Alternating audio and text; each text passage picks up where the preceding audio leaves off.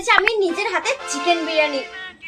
বিরিয়ানি ছাড়া কোনো হবে না কথা, বিরিয়ানি কলিজার ভেতরেতে গাথা, বিরিয়ানি হইলে চাই না তো কিছু আর। Yes brother, I M A biryani লাভার। দিনবেলা মন শুধু বিরিয়ানি খেতে চায়, হোক না তেল চর্বি তাতে কি আসে যায়, জমে যায় যদি হয় সাথে বোরহানি, চোখ মেললেই শুধু দেখি biryani. So at first biryani বানানোর জন্য সবথেকে প্রথমে যে কাজটা করতে হবে সেটা হচ্ছে বিরিয়ানি বানানোর জন্য যে স্পেশাল চাল পাওয়া যায় বিরিয়ানির চাল, সেটাকে আমাকে ভিজিয়ে নিতে হবে আধ ঘন্টার জন্য। তো তোমরা কতজন খাবে এবং কতটা পরিমাণে বিরিয়ানি বানাতে চাও সেই অনুযায়ী কিন্তু তোমরা চালটা ভিজিয়ে নিও। তো এখানে আমি মোটামুটি 1 কেজি চালের মতো নিয়েছিলাম এবং সেটাকে কিন্তু খুব ভালোভাবে ধুয়ে ভিজিয়ে রেখেছি। আর ওটা কিন্তু মোটামুটি আমাকে আধ ঘন্টা থেকে 1 ঘন্টার মতো রাখতে হবে। তো সেই ফাঁকে আমি মাংসটাকে ম্যারিনেট করে নেব। আর এইভাবে যদি তোমরা করো তাহলে অনেকটাই সময় তোমাদের বেঁচে যাবে। তো ভিডিওটা খুব একটা বড় করছি না, খুব কম সময়ের মধ্যেই দেখাচ্ছি। তোমরা ভিডিওটা পুরোটা দেখো, তাহলেই তোমরা নিজেরাই বানাতে পারবে বাড়িতে সহজ পদ্ধতিতে বিরিয়ানি। দেখো বিরিয়ানির মাংস মানে একটু স্ট্যান্ডার্ড পিস হবে, তোমরা কিন্তু দোকানে গিয়ে বললেই ওরা খুব সুন্দরভাবে পিস করে দেবে।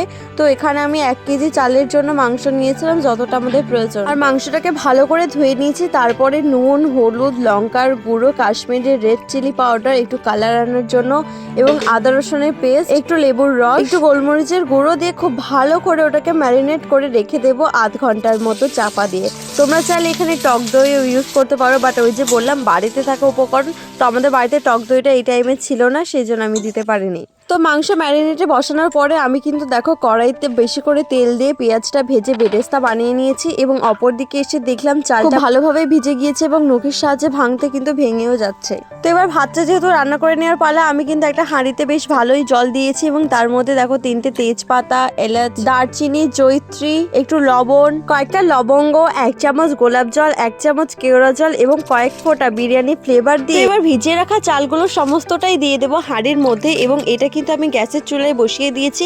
মোটামুটি 80% মতো কুক করলেই রেডি। দেখো বেশি কিন্তু কুক করলে চলবে না, কারণ এই বিরিয়ানিটা আমাদের দমেও বসবে, তো তখন চালগুলো অনেকটাই নরম হয়ে যাবে। তো সব তো হলো, বিরিয়ানির আলুর কথা ভুললে চলবে। তো দেখো আলুগুলো কিন্তু খুব বড় বড় করে পিস করে নিয়েছি, যেরকমটা মাংসের তরকারিতে আলু কাটে।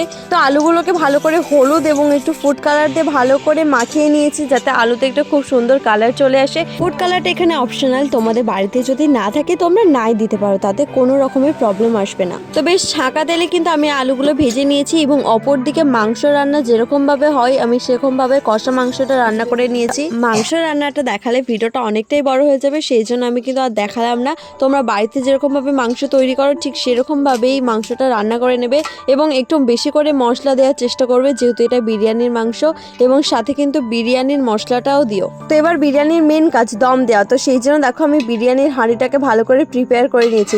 প্রথমে হাঁড়িতে আমি কিন্তু খুব ভালোভাবে ঘি ব্রাশ করে নিয়েছি, এবং তার উপরে ভাতের একটা লেয়ার দিলাম, এবং তার উপরে আলু এবং মাংস দিলাম, এবং এই যে দুধের মতো জিনিসটা আমি ছড়াচ্ছি সেটা হচ্ছে দুধ, বিরিয়ানি ফ্লেভার এবং বিরিয়ানি এসেন্স মেশানো। আর হ্যাঁ, সাথে কিন্তু মিঠা আতরও রয়েছে। এবং ভাতের উপরে তো বেরেস্তা দিতেই হবে, সেটা তোমরা ভিডিওতে দেখছো। এবং বিরিয়ানি মশলাটা দিতে একদমই ভুলো না। এবং ওপরে ওপরে তোমরা চাইলে কিন্তু একটুখানি কেওড়া জল এবং গোলাপ জল মিক্সড করেও দিতে পারো। ফার্স্ট লেয়ার কমপ্লিট করার পরে ভাত দিয়ে আবারও চাপা দিয়ে সেকেন্ড লেয়ারটা তৈরি করব। এবং এখানে দেখো অল্প একটু ভাত আমি ফুড কালারটা মিক্সড করে নিয়েছি, যাতে বিরিয়ানির সেই হলুদ কালারটা একটু চলে আসে। তো ফার্স্ট লেয়ারে যেরকমটা করেছিলাম সেকেন্ড লেয়ারও ঠিক সেরকমটাই হবে। প্রথমে ভাতের একটা লেয়ার, তার উপরে বেরেস্তা, তার উপরে মাংস এবং আলু দিয়ে তার উপরে বিরিয়ানি মশলা ছড়িয়ে দেবো, এবং তার উপর থেকে কিন্তু এই যে দুধের মিশ্রণটা সেটাও দিয়ে আবারও ভাতের একটা লেয়ার দিয়ে সেকেন্ড লেয়ার কমপ্লিট করব, এবং থার্ড লেয়ার আবারও চালু করব সেম প্রসেসে। তোমরা চাইলে এটা দুটো লেয়ারের মধ্যেও কমপ্লিট করে নিতে পারো। আর উপর থেকে বিরিয়ানির সুস্বাদু মশলাটা ছড়াতে একদমই ভুলবে না,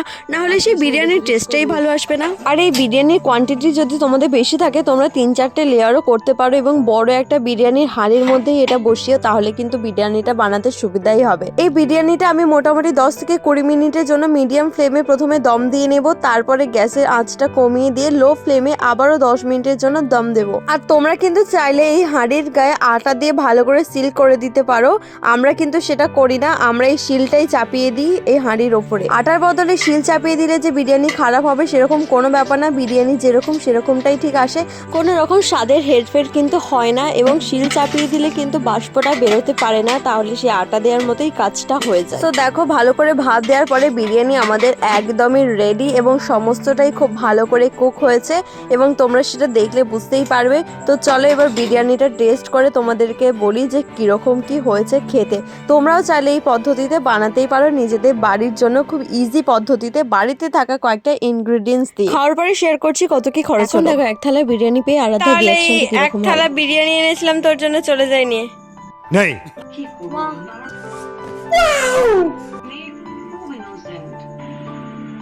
কি রে খাবি না বলছিলিস? বিছানায় তুলে খেয়ে নিবি তাই নাম নিচে। কখন খাবি? আরাধ্যা এখন 1 মাস পরে পড়তে বসেছে। তো বিরিয়ানিটা খেতে যেরকমটা সুস্বাদু, মাংসগুলো কিন্তু খুব ভালো করেই কুক হয়েছে। তো এবার বলি টোটাল কতটা খরচা হলো। চাল নিয়েছি 110 টাকা করে কেজি, মাংস তোমাদের ওখানে যেরকমটা দাম পড়বে। কেওড়া জল গোলাপ জলের একটা করে বোতল কিনলে তোমাদের কিন্তু অনেকবার বিরিয়ানি খাওয়া হয়ে যাবে। সাথে 10 টাকা করে বিরিয়ানির মশলা 2টো প্যাকেট, বিরিয়ানি ফ্লেভার মিঠা তো এসেন্স মোটামুটি 20 থেকে 25।